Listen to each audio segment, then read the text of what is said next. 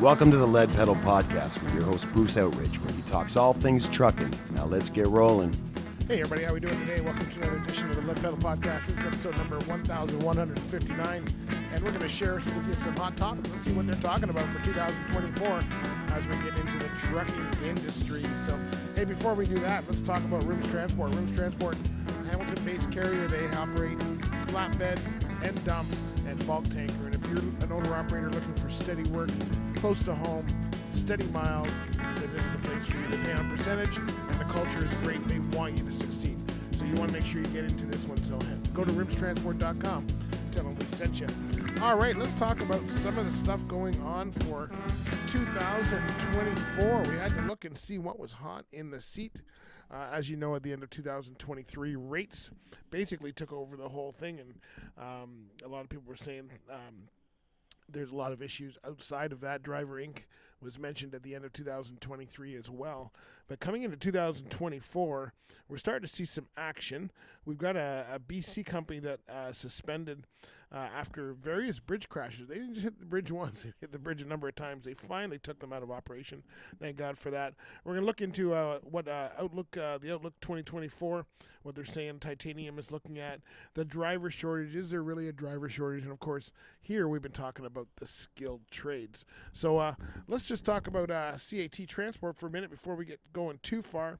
CAT is a carrier based out of Quebec, but they have terminals all throughout North America. If you're looking for a company that was best managed company for 2023, then you certainly want to go and work there. They've got the best fuel efficient trucks because they work on green energy. They've got steady miles. They've got terminals all across North America, and they want you to be safe and happy. They got lots of benefits, from dog policies to benefits right out of the gate to educational benefits. All that can be done at CAT Transport. So where do you find out all about that? Go to cattransport.com, or you can go to cat.ca, and then just click on the careers tab and you'll find out all the information and what's available at the time, and that's going to be pretty important. Okay, so let's see what Titanium is talking about as far as an outlook for 2024 and what they're starting to see. This is from Truck News, and of course, they're saying that the outlook for freight and business conditions in the Canadian transportation sector in 2024 will continue to struggle a little bit. We certainly had that in 2023. The aftershocks of COVID, overcapacity, increased interest rates, increased operation costs, and limited talent pool of people. That's right. We are still basically in the same spot in 2024. Of course, it's the first month, so let's give them some time. Optimistically, they're saying 2024, there will be some inevitable thinning of capacity and continued digital transformation in the industry. So companies that are well poised to serve their customers with stability, transparency, and protection will certainly be moving forward for 2024. What will the keys be to succeeding in that environment? Well, they say, a lot of them are saying relationships is where you have to have that, and it's to just have responsible operations and understand what is going on in that sector. Let's talk about this company here that keeps hitting the bridge. Come on, people, let's get on with this. I mean, there's got to be a point where we start looking in the mirrors and seeing what's going on. BC suspends a trucking company operation after an overpass crash, and BC authorities have suspended a trucking company ability to operate in the province after a truck collided with an overpass on December 28th. This was the last of many. The suspension is a result of the company's unwillingness and inability to operate safely and within the province following the sixth infrastructure crash in 2 years. So that's right. In over 2 years, they had 6 crashes. Rob Fleming, Minister of Transportation and Infrastructure, said in a statement that the Drive BC said the incident, which happened south of Vancouver just afternoon, blocked traffic in both directions on the 112th Street overpass on the Highway 99 in Delta. And the highway's been closed overnight for cleanup and reopened early mornings of the 29th. They say it needs to stop, that we know that the vast majority of commercial drivers in BC operate safely and responsible. However, some operators are not getting the message. And this is what we need to do for 2024. We need to up the enforcement. I think that is something we've been talking about for 2-3 years. Nothing ever seems to get done about it, from Driver Inc. to safety matters, and I think we need to really get a lot of people going on that. Not sure why they're taking their time doing this. They've still been blaming COVID for the last 2 years, so I don't know how long they're going to use that excuse. But the company had a fleet of 65 commercial vehicles that will be unable to operate in BC as of 4:30 p.m. on Friday, December 29th. Furthermore, the driver and the carrier responsible will face the toughest fines in the country. That's probably crap because we all know what happened with Humboldt. And the province announced new rules on December 14th to prevent truck drivers from crashing into highway infrastructure. I wonder what the new rule was. Trucking companies involved in infrastructure crashes will see stronger consequences that escalate for repeat offenses. So you got to start watching where your bridges are, my friends. That's what we got to do for sure. All right, hey, you know what? While you're watching bridges, why don't you watch your taxes? RS 2000 Tax Consultants. That's right. They're the ones that can help you and make sure that you are doing what you need to be doing. They specialize in trucking and farming, and they understand what truck drivers need in order to get to be the best and to get into what they're doing. Let's look at the driver shortage. Here's another one that keeps popping up. Go to rs2000tax.com for that information on the taxes for sure.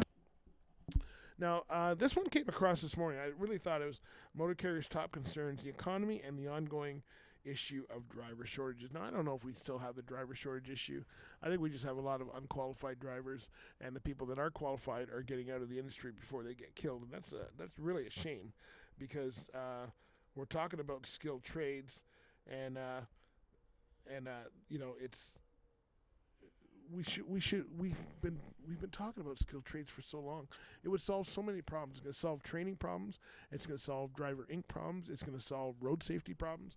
I don't know why nobody is looking at this in greater depth, but it certainly is going to be one that we need to get on with. So anyway, there's been a number of people, the driver shortage. I don't think there was a driver shortage. In fact, we covered it from what I believe last year. With Yellow Freight going out of business, kind of gave everybody 22,000 more jobs to work with.